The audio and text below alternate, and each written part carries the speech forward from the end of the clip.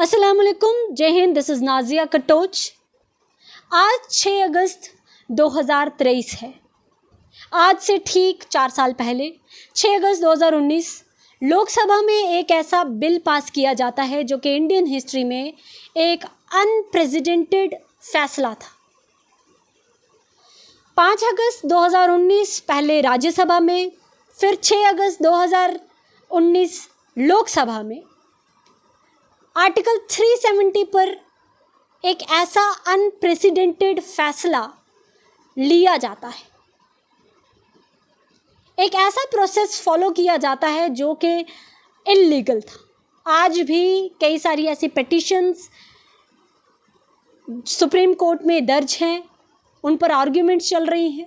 Article 370 को abolish करने का जो प्रोसेस था वो लीगल है कि इल्लीगल, उस पर बहस चल रही है। पर बहुत सारे ऐसे लोग हैं जो अपने अपने तरीके से इस चीज़ को समझते हैं।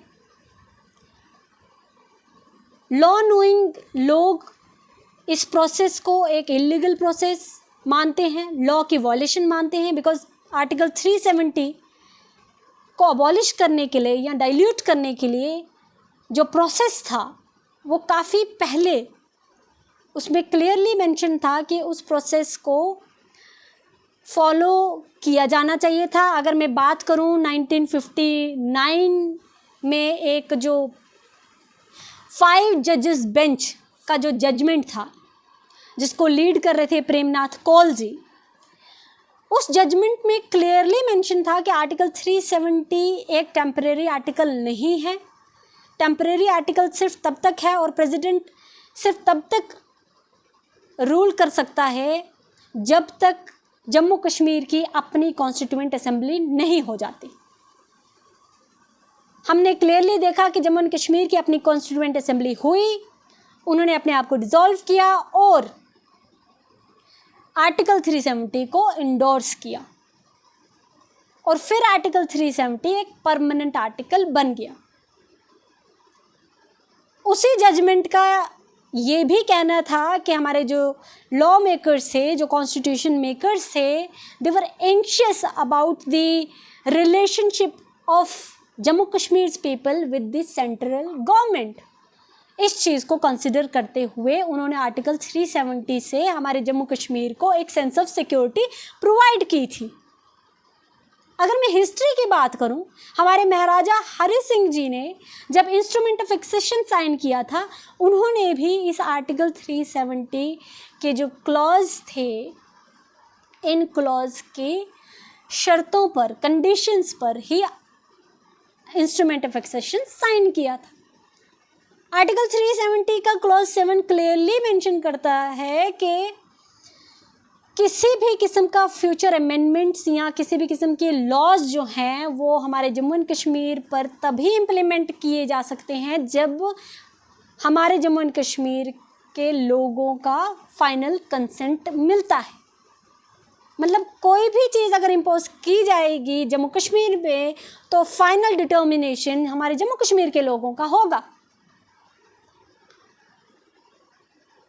ऐसे ही कई सारे कंट्रोवर्शियल स्टेटमेंट आर्टिकल 370 पर उसके बाद भी लिए गए।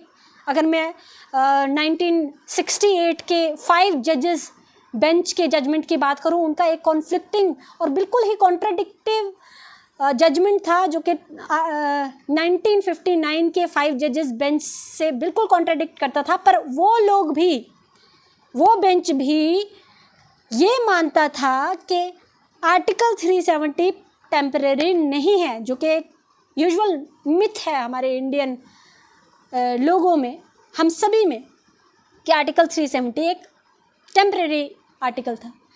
जबकि हर जजमेंट में ये क्लियरली बताया गया है कि आर्टिकल 370 परमानेंट आर्टिकल था, बिकॉज उसको कंसेंट हमारे जम्मू कश्मीर की कॉन्स्टिट्यूएंट असेंबली से मिल चुका था।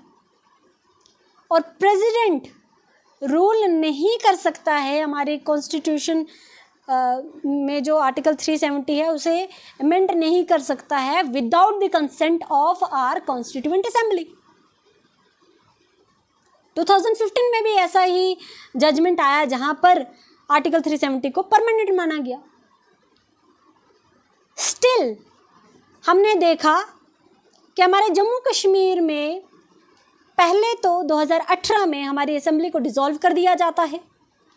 हमारे जम्मू कश्मीर में आर्टिकल 357 का यूज़ किया जाता है, जो कि नॉर्मली और यूजुअली आर्टिकल 357 किसी भी स्टेट में तभी इम्पोज किया जाता है जब वहाँ पर इंटरनली कोई इश्यूज चल रहे हों, जो कि हमारे जम्मू कश्मीर में थोड़ा पॉलिटिकली कयोस चल भी रहा था।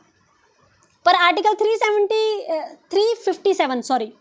357 को इम्पोज करने का मकसद ये होता है कि वहाँ पर डेमोक्रेसी को रिस्टोर किया जाए। बट हमने इसका उल्टा देखा। हमने देखा कि हमारे जम्मू एंड कश्मीर में डेमोक्रेसी को रिस्टोर नहीं किया गया, बल्कि डेसिमेशन ऑफ डेमोक्रेसी हुआ हमारे जम्मू कश्मीर में। इसके कई सारे एग्जाम्पल्स हम सबके सामने हैं।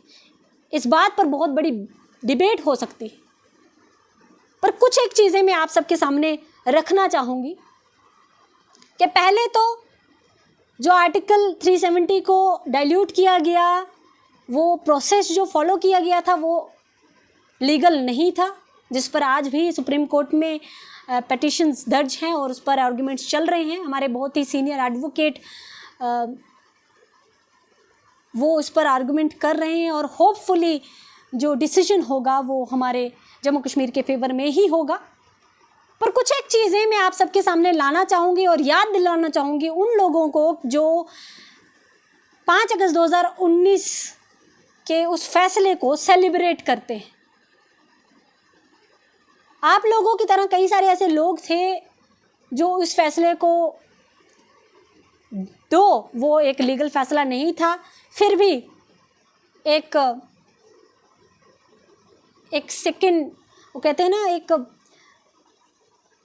एक सेकंड चांस देना चाह रहे थे कि शायद से कुछ बेहतर हमारे जम्मू कश्मीर के लोगों के लिए हो सकता है। क्योंकि ऐसे कई सारे ख्वाब जो हैं हमें दिखाए गए, हमें ये कहा गया इस 370 को अबॉलिश करने के बाद हमारे जम्मू एंड कश्मीर में भी वही सारी चीज़ें इम्प्लीमेंट होंगी जो बाकी पूरे कंट्री में हो रही हैं। हमारे जम्मू एंड कश्मीर कई सारे ऐसे राइट्स से डिप्राइव्ड हैं, मतलब ऐसे कई सारे हक जो हैं उससे महरूम थे हमारे जम्मू कश्मीर के लोग। उसमें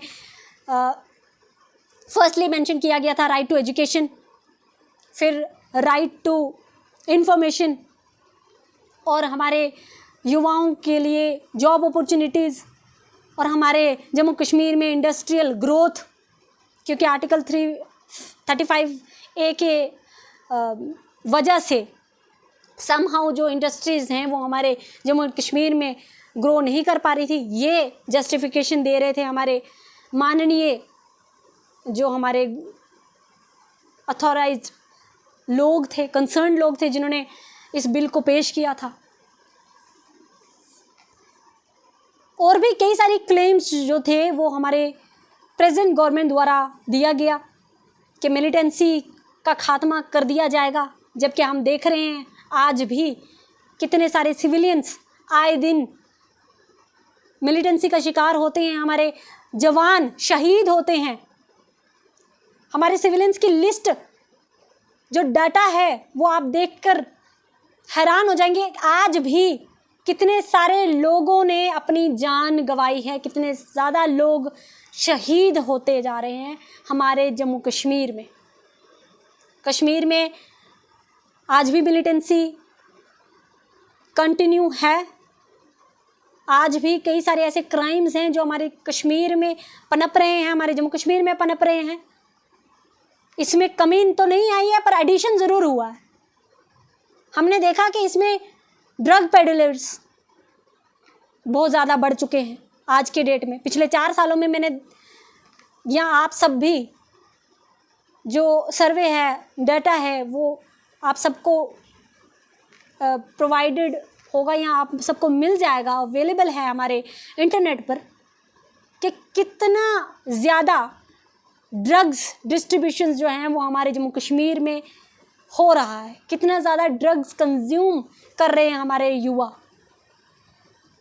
जॉब अपॉर्चुनिटीज़ की बात कर रहे थे। क्या पिछले 4 सालों में कौन सी जॉब अपॉर्चुनिटीज़ हमारे जम्मू कश्मीर के बच्चों को मिली हैं? हमारा युवा सड़कों पर है, चाहे वो JKSSB के एस्पिरेंट्स हो या और भी कई सारे एस्पिरेंट्स एजिटेशन प्रोटेस्ट कर रहे हैं, भूख हड़ताल पर हैं। कई सारे ऐसे डिपार्टमेंट्स, डेली वेजर्स जिन्हें कोई जॉब सिक्योरिटी नहीं है, जिन्हें कोई परमानेंट जॉब नहीं मिली है, वो टेम्परेरी बेसिस पर लगे हैं। अगर एजुकेशन की ये लोग बात कर रहे थे, क्या देखा हमने पिछले 4 सालों में? कौन से एजुकेशन में इम्प्रोवाइजेशन मिला है? इनफैक्ट हमारे जो स्कूल्स हैं, अभी जो ट्रांसफ़र्स की गई हैं, बहुत सारे ऐसे स्कूल्स रूरल एरियाज़ में हैं जहाँ पर टीचर्स ही अवेलेबल नहीं है, टीचर्स की कोई रिक्रूटमेंट्स नहीं है। जबकि ऑन द अदर हैंड हम देख रहे हैं कि बहुत सारे ऐसे युवा हैं जो डबल MA करके बैठे हैं, PhD करके बैठे हैं, उनको कोई जॉब प्रोवाइडेड नहीं है। एक साइड इतनी वैकेंसीज अवेलेबल है हमारे गवर्नमेंट सेक्टर में, जम्मू कश्मीर की अगर बात करें तो क्या फुलफिल किया उन्होंने? क्यों रिक्रूटमेंट्स नहीं करवाई? बाकी फैसिलिटीज़ की बात करें तो बेसिक फैसिलिटीज़ से तो डिप्राइव हैं हमारे जम्मू कश्मीर के लोग।